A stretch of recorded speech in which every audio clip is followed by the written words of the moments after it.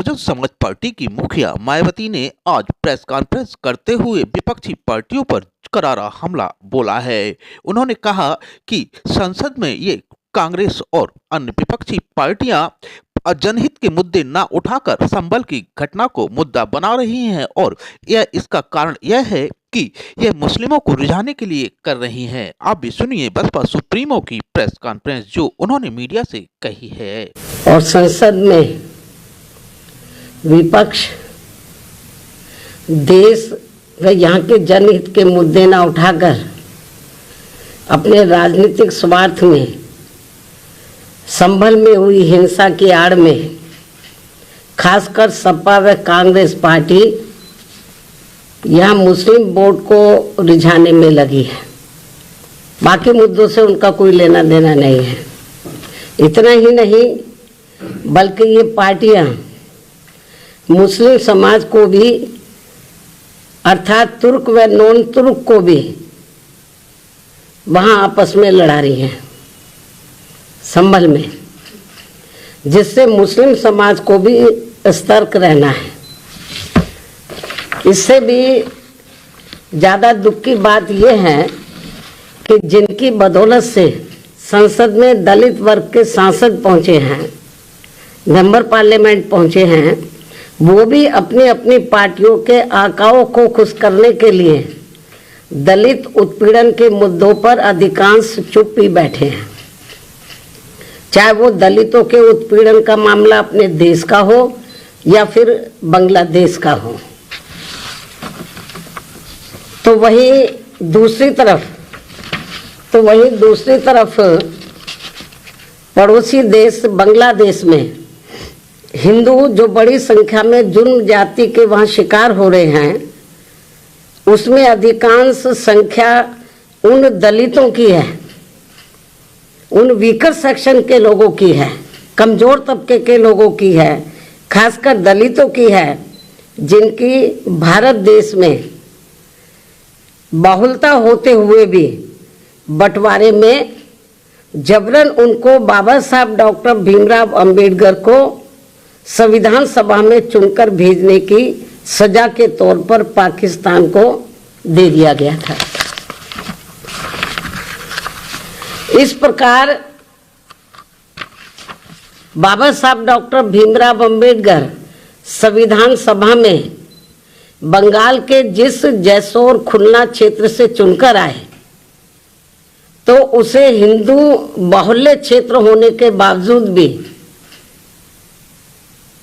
षड्यंत्र के तहत पहले पाकिस्तान के हवाले कर दिया, जो अब बांग्लादेश में है।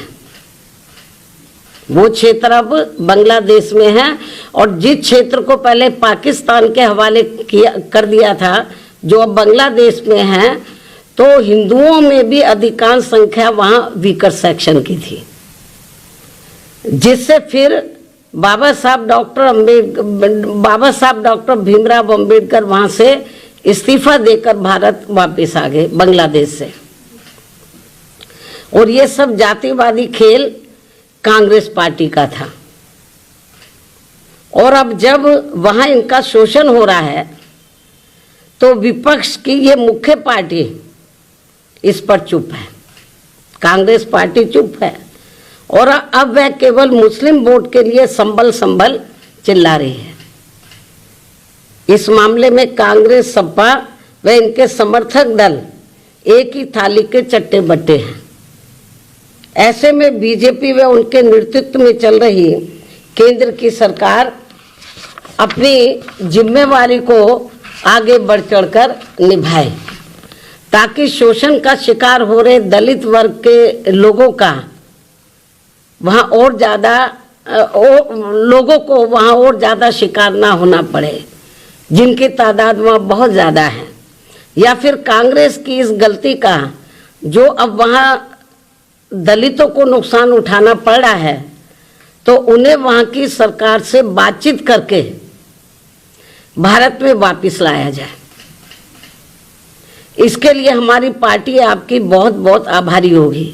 केंद्र की वर्तमान भाजपा सरकार की बहुत बहुत आभारी होगी। वरना फिर दलितों के मामले में कांग्रेस में बीजेपी में हमारी पार्टी कोई अंतर नहीं समझेगी।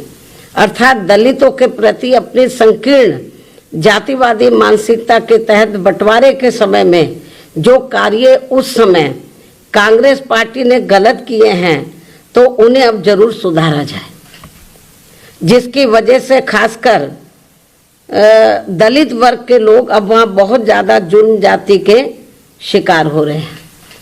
अन्य हिंदू भी वहाँ काफ़ी ज़्यादा दुखी व पीड़ित है, वो भी शिकार हो रहे हैं। ऐसे में भारत की तरफ से उन सब की सुरक्षा व उन्हें हर प्रकार से संरक्षण देना भी बहुत ज़रूरी है। ये केंद्र की वर्तमान बीजेपी की सरकार को देखना चाहिए। इस खास अपील के साथ ही अब मैं अपनी बात यही समाप्त करती हूँ। धन्यवाद। कि अब संसद चल रहा है और संसद में विपक्ष देश व यहाँ के जनहित के मुद्दे न उठाकर अपने राजनीतिक स्वार्थ में संभल में हुई हिंसा की आड़ में खासकर सपा व कांग्रेस पार्टी यहाँ मुस्लिम वोट को रिझाने में लगी है। बाकी मुद्दों से उनका कोई लेना देना नहीं है। इतना ही नहीं बल्कि ये पार्टियां मुस्लिम समाज को भी अर्थात तुर्क व नॉन तुर्क को भी वहाँ आपस में लड़ा रही हैं संभल में, जिससे मुस्लिम समाज को भी सतर्क रहना है।